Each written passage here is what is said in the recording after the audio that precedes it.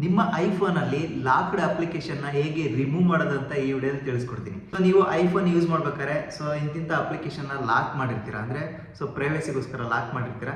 So ಅದನ್ನ remove ಮಾಡ್ಬೇಕಂತ ಅಂದ್ಕೊಂಡಾಗ so ಆ ಸೆಟ್ಟಿಂಗ್ ನಿಮಗೆ ಗೊತ್ತಾಗೋದಿಲ್ಲ. ಸೊ ಅಪ್ಲಿಕೇಶನ್ ಲಾಕ್ ಆಗಿರೋವಂಥದ್ದನ್ನ ಕಂಪ್ಲೀಟ್ ಆಗಿ ನೀವು ರಿಮೂವ್ ಮಾಡ್ಕೋಬಹುದು. ಸೊ ಅದು ಹೇಗೆ ಅಂತ ಈ ವಿಡಿಯೋದಲ್ಲಿ ತಿಳಿಸ್ಕೊಡ್ತೀನಿ. ಸೊ ಅದಕ್ಕಿಂತ ಮುಂಚೆ ಈ ವಿಡಿಯೋಗೆ ಒಂದು ಲೈಕ್ ಮಾಡಿ, ಯಾರಾದರೂ ಹೊಸ ನೋಡ್ತಾ ಇದ್ರೆ ಸಬ್ಸ್ಕ್ರೈಬ್ ಮಾಡೋದನ್ನ ಮರಿಬೇಡಿ. ಓಕೆ, ನಿಮ್ಮ ಫೋನಲ್ಲಿ ನಿಮಗೆ ಕಾಣ್ತಾ ಇರುವುದು ಇಲ್ಲಿ ಆಪ್ ಲೈಬ್ರರಿ ಅಂತ ಇದೆ. ಜಸ್ಟ್ ಆ್ಯಪ್ ಲೈಬ್ರರಿ ಮೇಲೆ ಕ್ಲಿಕ್ ಮಾಡಿ. ಈ ರೀತಿಯಾಗಿ ಜಸ್ಟ್ ನೀವು ಕಾಣ್ತಾ ಇರ್ಬೋದು ಇಲ್ಲಿ ಶಾರ್ಟ್ಕಟ್ ಅಂತ ಟೈಪ್ ಮಾಡಿ. ಶಾರ್ಟ್ಕಟ್, ಓಕೆ, ಜಸ್ಟ್ ಶಾರ್ಟ್ಕಟ್ ಮೇಲೆ ಕ್ಲಿಕ್ ಮಾಡಿ. ಈ ರೀತಿಯಾಗಿ ಕ್ಲಿಕ್ ಮಾಡಿದ ತಕ್ಷಣ ಈ ರೀತಿಯಾಗಿ ಓಪನ್ ಆಗುತ್ತೆ. ಇಲ್ಲಿ ನೀವು ಹೇಗೆ ಲಾಕ್ಡ್ ಅಪ್ಲಿಕೇಶನ್ನ ಡಿಲೀಟ್ ಮಾಡೋದಂದರೆ, ಸೊ ಲಾಕ್ ಆಗುವಂಥ ಅಪ್ಲಿಕೇಶನ್ ಇಲ್ಲಿ ಸೆಟ್ ಮಾಡಿರ್ತೀರಲ್ವ, ಸೊ ಅದನ್ನು ಡಿಲೀಟ್ ಮಾಡಿದರೆ ಅನ್ಲಾಕ್ ಆಗುತ್ತೆ ಅಪ್ಲಿಕೇಶನು. ಸೊ ನೀವು ಅಪ್ಲಿಕೇಶನ್ ಮೇಲೆ ಕ್ಲಿಕ್ ಮಾಡಿದ್ರು ಕೂಡ ಸೊ ಲಾಕಿಂಗ್ ಪಾಸ್ವರ್ಡ್ ಕೇಳೋದಿಲ್ಲ. ಸೊ ಅದು ಹೇಗೆ ಮಾಡೋದು ಅಂತಂದರೆ ನಿಮಗೆ ಕಾಣ್ತಿರೋದು ಇಲ್ಲಿ ಲಾಕ್ ಸ್ಕ್ರೀನ್ ಅಂತ ಇದೆಯಲ್ಲ, ಅದ್ರ ಮೇಲೆ ಪ್ರೆಸ್ ಮಾಡಿಟ್ಕೊಳ್ಳಿ ಈ ರೀತಿಯಾಗಿ.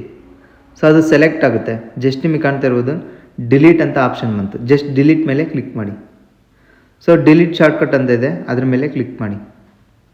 ಈಗ ಕಂಪ್ಲೀಟಾಗಿ ಡಿಲೀಟ್ ಆಯಿತು. ಈಗ ನೀವು ಯಾವುದು ಅಪ್ಲಿಕೇಶನ್ ಲಾಕ್ ಮಾಡಿರ್ತೀರೋ ಅಂದರೆ ಸೊ ಲಾಕನ್ನು ಇಟ್ಟಿರ್ತೀರ, ಅದ್ರ ಮೇಲೆ ಕ್ಲಿಕ್ ಮಾಡಿ. ಖಂಡಿತ ನಿಮಗೆ ಲಾಕ್ ಕೇಳೋದಿಲ್ಲ ಅದು. ಈಗ ಇನ್ಸ್ಟಾಗ್ರಾಮ್ ಲಾಕ್ ಮಾಡಿದ್ದೆ ನಾನು. ಈಗ ಇನ್ಸ್ಟಾಗ್ರಾಮ್ ಮೇಲೆ ಕ್ಲಿಕ್ ಮಾಡ್ತಾ ಇದ್ದೀನಿ. ಸೊ ನಿಮಗೆ ಕಾಣ್ತಾ ಇರೋದು ಡೈರೆಕ್ಟಾಗಿ ಓಪನ್ ಆಯಿತು. ಸೊ ಈ ರೀತಿಯಾಗಿ ಲಾಕ್ ರಿಮೂವ್ ಮಾಡಿದ ತಕ್ಷಣ ಡೈರೆಕ್ಟ್ ಅಪ್ಲಿಕೇಶನ್ ಓಪನ್ ಆಗುತ್ತೆ. ಯಾವುದೇ ಲಾಕ್ ಸ್ಕ್ರೀನ್ ಅಥವಾ ಪಾಸ್ವರ್ಡ್ ಕೇಳೋದಿಲ್ಲ. ಸೊ ಈ ವಿಡಿಯೋ ನಿಮಗೆ ಖಂಡಿತ ಹೆಲ್ಪ್ಫುಲ್ ಆಗಿದೆ ಅಂತ ಅಂದ್ಕೊತೀನಿ. ಹೆಲ್ಪ್ಫುಲ್ ಆಗಿರೋ ಒಂದು ಲೈಕ್ ಮಾಡಿ. ಹಾಗೆ ನಿಮ್ಮ ಫ್ರೆಂಡ್ಸ್ ಅಂದರೆ ಐಫೋನ್ ಯೂಸರ್ಸ್ಗೆ ಈ ಒಂದು ವಿಡಿಯೋನ ಶೇರ್ ಮಾಡಿ, ಅವರು ಕೂಡ ಹೆಲ್ಪ್ ಆಗುತ್ತೆ. ಓಕೆ, ಈ ಯೂಟ್ಯೂಬ್ ಚಾನಲ್ ಯಾರಾದರೂ ಹೊಸ ನೋಡ್ತಾ ಇದ್ರೆ ಒಂದು ಲೈಕ್ ಮಾಡಿ, ಹಾಗೆ ಸಬ್ಸ್ಕ್ರೈಬ್ ಮಾಡೋದನ್ನ ಮರಿಬೇಡಿ. Okay, take care. ಮತ್ತೊಂದು ವಿಡಿಯೋದಲ್ಲಿ ಮತ್ತೊಮ್ಮೆ ಸಿಗೋಣ.